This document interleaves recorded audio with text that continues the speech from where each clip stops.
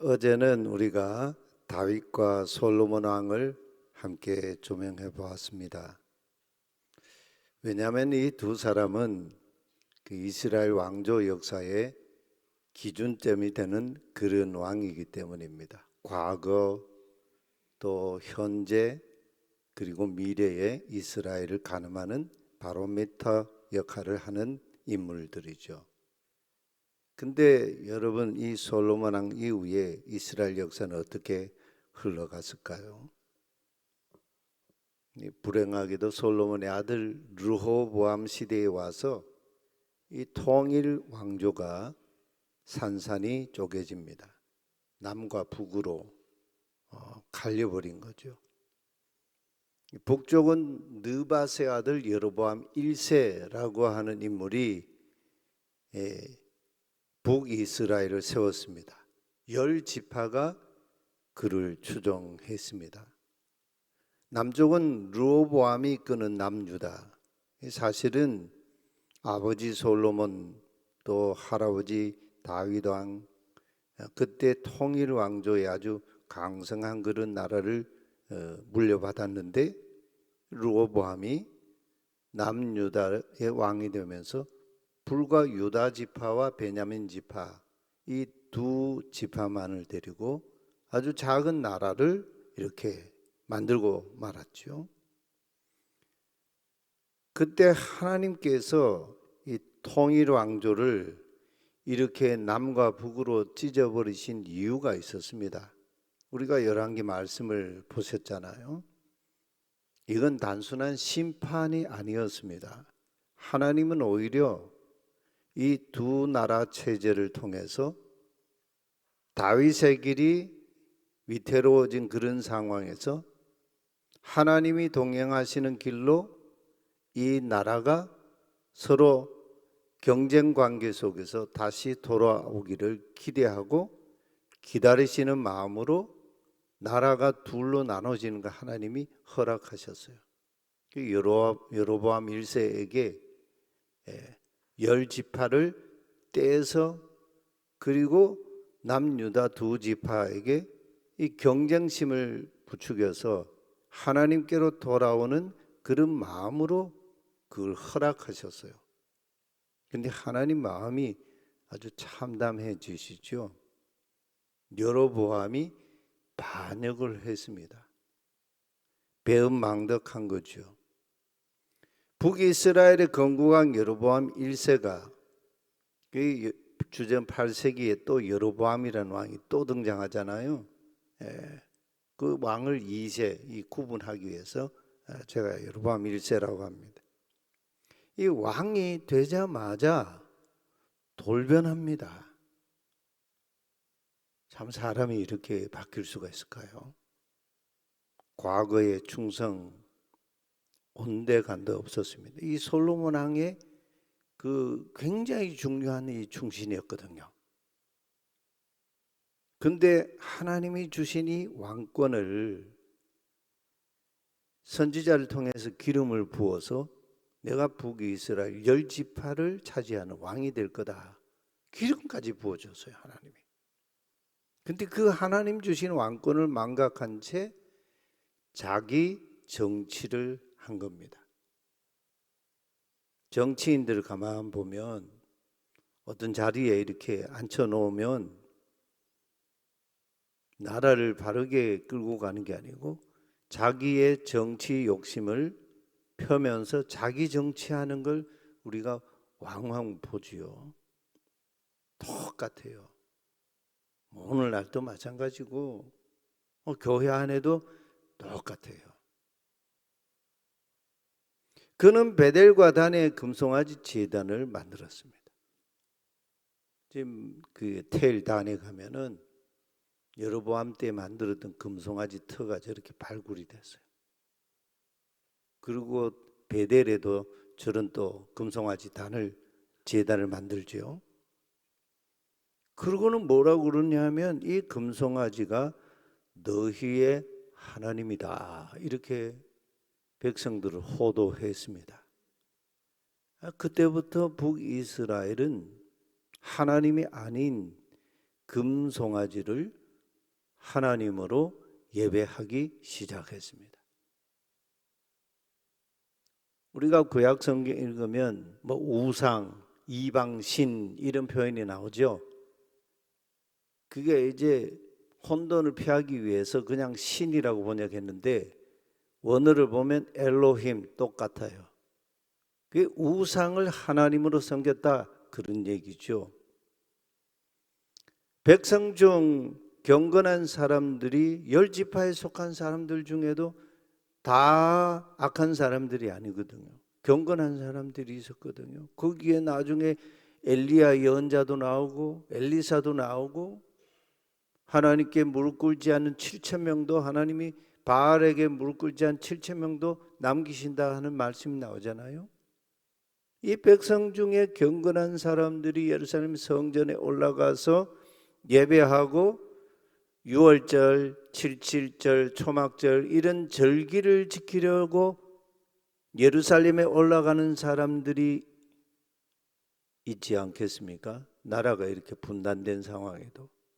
그러니까 그 국경 봉쇄 조치를 단행했습니다. 못 가게 해요.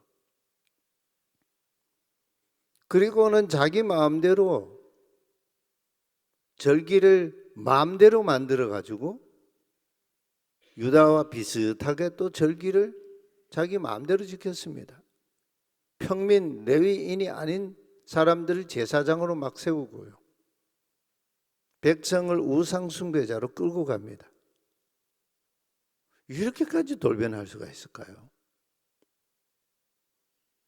그런데 사실 야훼 하나님은 여로보암 1세를 이 예언자를 통해서 기름 부어 왕으로 이렇게 그를 선택하신 것은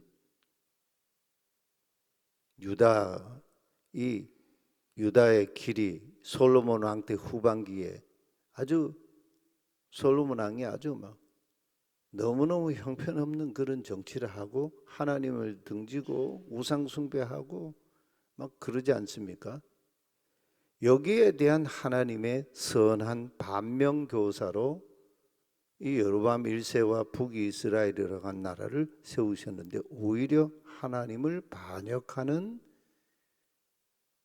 반면교사가 되어가지고 유다를 그릇된 길로 이끄는 그런 거울이 됐다는 거예요. 적반하장도 유분수라 했죠.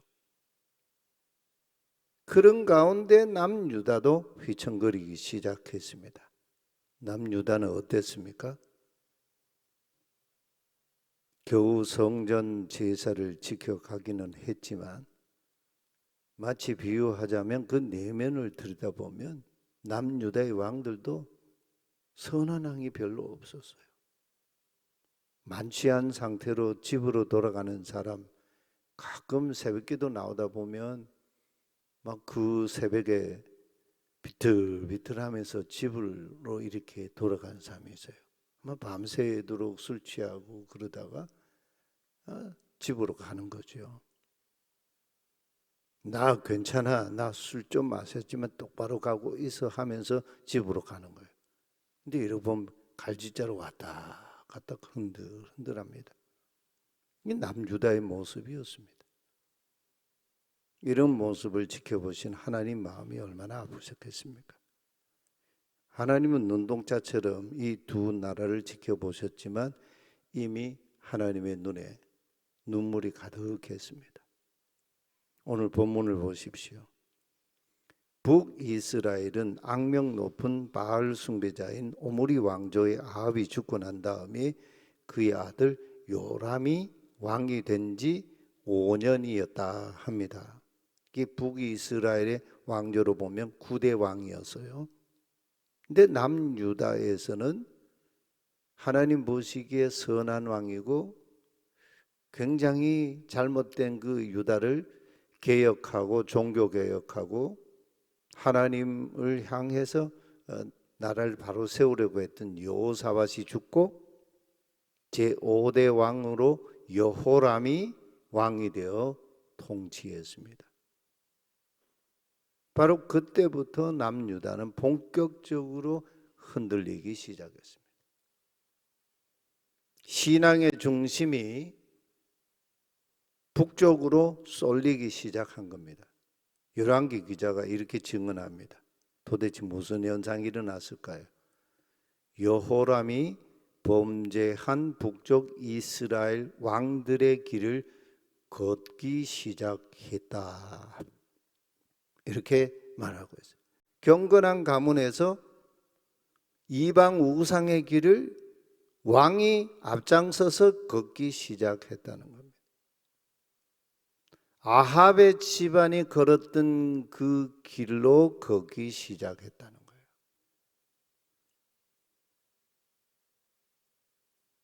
거예요. 제 마음에 시편 119편은 굉장히 중요한 이 말씀으로 제 가슴에 항상 있어요.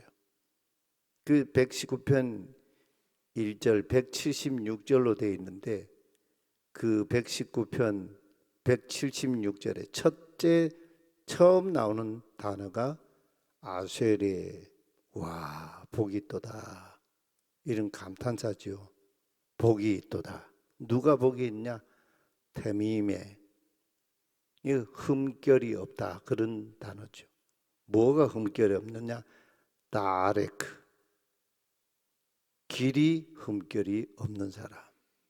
우리 성경은 행위로 번역했는데 번역이 뭉그러져 버렸죠. 길이 흠결이 없는 사람. 무슨 길요? 하홀레킴, 걸어가고 있는 길이 흠결이 없는 사람. 그 사람이 복이 있다는 거예요. 그 흠결이 없는 복 있는 길이 뭘까요? 베토라트, 토라 안에서. 누구의 토라입니까? 여호와, 야훼의 토라 안에서. 무엇보다 결정적인 패착이 일어났습니다.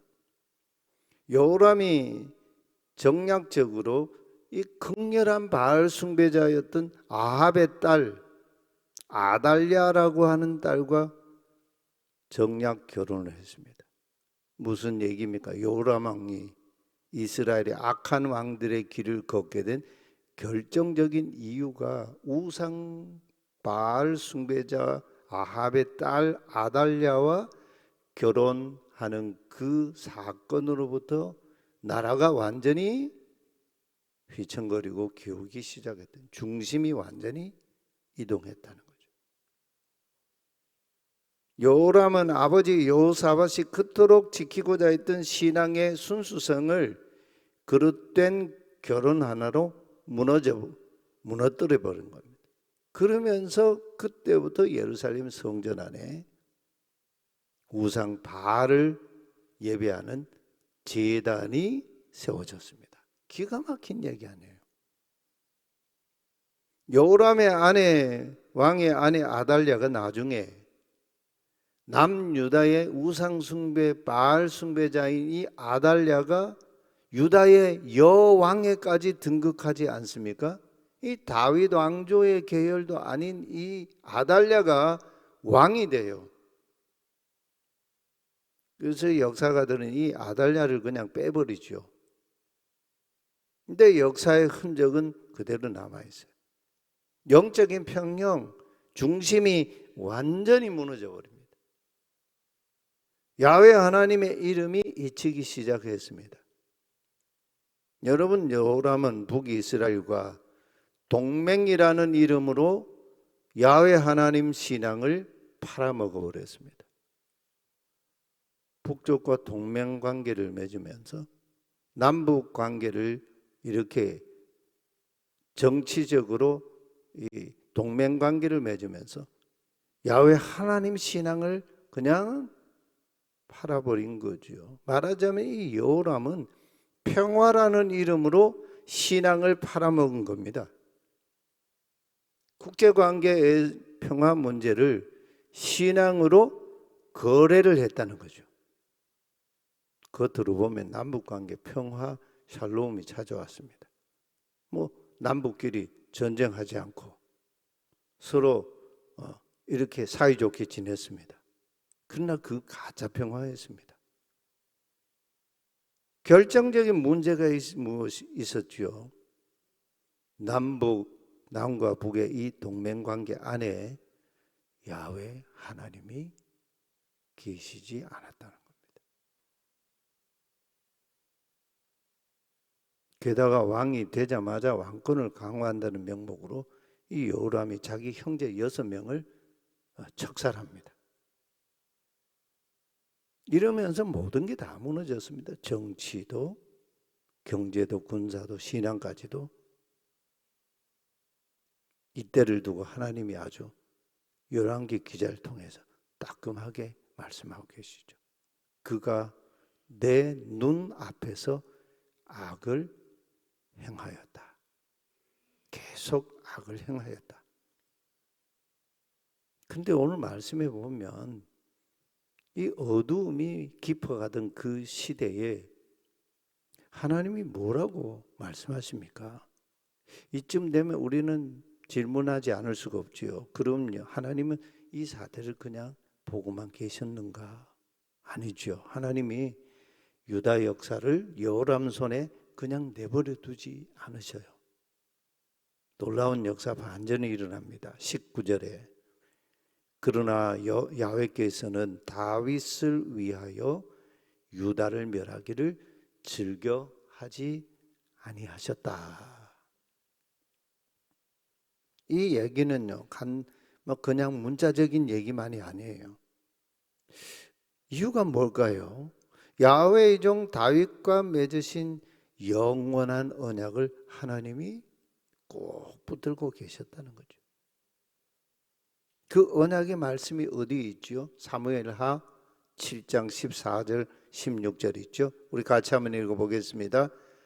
나는 그에게 아버지가 되고 그는 내게 아들이 되리니 그가 만일 죄를 범하면 내가 사람의 매와 인생의 채찍으로 징계하려니와 내가 내 앞에서 물러나게 한 사울에게서 내 은혜를 빼앗은 것처럼 그에게서 빼앗는지는 아니하리라. 다윗의 집과 다윗의 왕위가 영원히 견고하리라. 하나님이 사무엘 통해서 다윗과 그의 집안의 왕위에 대해서 이런 언약을 맺으셨어요. 사무엘을 통해서 주신 이 다윗 집안과 다윗 왕조가 영원히 견고하게 서리라는 이 언약은 열왕기 기자는 뭐라고 오늘 표현하고 있냐면 나 야훼가 다윗 집안의 등불을 꺼지지 않게 하리라. 항상 등불을 주겠다. 이렇게 하나님이 다시 한번 확증하고 계세요. 여러분 이게 무슨 말씀입니까? 지금 여호람이라는 유다의 제5대 왕이 나라를 엉망진창으로 중심을 뒤흔들어 놓아버렸습니다. 우상 바알을 숭배하는 죄악의 길로 온 나라를 막 끌고 가고 있었습니다. 그런데도 하나님은 그들을 당장 멸망시키지 않으셨습니다. 이유가 다윗의 집에 영원히 항상 등불을 주겠다고 하나님이 사무엘을 통해서 말씀하신 그걸 다시 재확약을 하고 계세요. 이 하나님의 마음이 잘못된 자식을 매를 들고 때려야 할 그런 상황에서 다시 내가 너에게 항상 등불을 주겠다. 이렇게 다시 확약하는 그 부모의 그 마음은 어떤 마음일까요? 열왕기 기자가 오늘 열왕기 8장 19절에서 내가 다윗의 자손에게 항상 등불을 주겠다고 한 이 언약을 주시는데 여러분 이 등불이 누구이실까요? 그 등불은 바로 메시아 예수 그리스도 메시아 언약이에요. 베들레헴 마हु간에서 가장 낮은 곳에서 인간의 육체로 입고 이 땅에 오신 그분을 통해 하나님은 온 인류에게 등불을 밝히시겠다고 가장 어두운 그 역사의 현장에서 이 약조를 지금 하고 계세요. 이러다 보니까 하나님의 나라는 여러분, 이 땅에서는 어떤 나라로 이렇게 여기서 존재하고 있을까요? 예수님이 비유로 말씀하시죠. 겨자씨 하늘과 같다 그랬어요. 내가 하나님의 나라를 무엇으로 비유할까? 겨자씨 하늘과 같다는 거예요.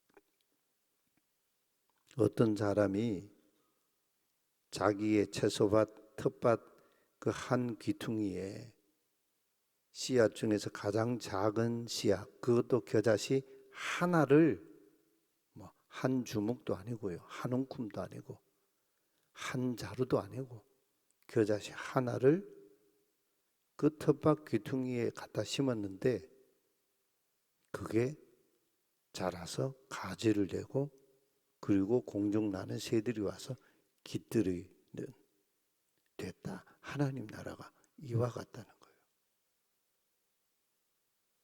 비유적으로 이 중동 사람들에게 가장 거대하고 멋있는 나무는 백향목 나무지요. 거대하고 이 키가요 아파트 10층 높이보다 더 큽니다. 그리고 이 나무 둥치가요 큰 거는 11m, 12m 됩니다. 그런 이 백향목 같은 나라로, 거대한 나라로 하나님 나라가 이 땅에 존재하지를 않아요. 우리가 과거 역사를 보면 이 중세인 신정 국가 아닙니까? 모든 게 그냥 이 교회가 그냥 권력을 쥐고 정치, 경제, 문화 모든 걸 다 거머쥐고 좌지우지했습니다. 그게 하나님 나라라고 생각했죠. 아니었던 거죠. 오늘도 마찬가지예요. 우리는 그런 나라를 사모하고 흠모하고 그런 유형의 하나님 나라 같은 그런 모습을 그게 하나님 나라인 줄 알고 사람들은 거기를 다 추종하죠. 또 여인이 가루 서말 속에 몰래 갖다 넣어둔 아주 소량의 누룩과 같다 그랬어요. 이런 반죽에 누룩을 집어넣으면 사람 눈에 띄지도 않습니다. 근데 시간이 지나면 그 그릇 속에 있는 모든 가루가 반죽이 다 부풀게 되죠. 또 이 팽창만 시키는 게 아니고 가루의 이 화학적인 성질을 완전히 바꿔놓습니다. 그래서 이 그 반죽으로 만든 빵을 구우면 맛있는 빵이 되죠. 세상을 변화시키는 힘은 이렇게 여인의 누룩과 같이 조용하게 눈에 띄지 않게 일어난다. 하나님 나라가 이렇다는 거예요. 다윗의 등불은 꺼지지 않습니다. 이사야 42장 3절에서 이사야 예언자도 예언을 하죠. 상한 갈대를 꺾지 아니하시고 꺼져가는 등불을 끄지 아니하신다. 이게 바로 메시아를 두고 하신 말씀이에요. 하나님은 지금도 우리 안에 여호람과 같은 어두움을 몰아내는 그리스도의 빛을 비추고 계십니다.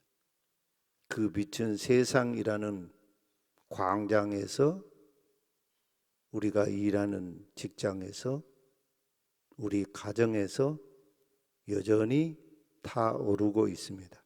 이런저런 사건들 속에서 하나님이 그 빛을 꺼뜨리지 않고 계속 그 빛을 비춰주고 계시죠. 그래서 예수님께서 죄가 많은 곳에 은혜가 넘친다 그러셨어요. 하나님의 방식인 거죠.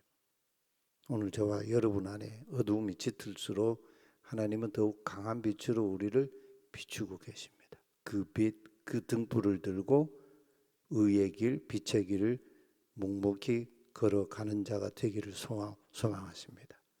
그 등불은 어떤 세파에도 꺼지지 않습니다. 그래서 시편 119편 기자가 105절에서 주의 말씀은 내 발의 등이요 내 길의 빛이니이다. 예수 그리스도를 예언하고 있는 거죠.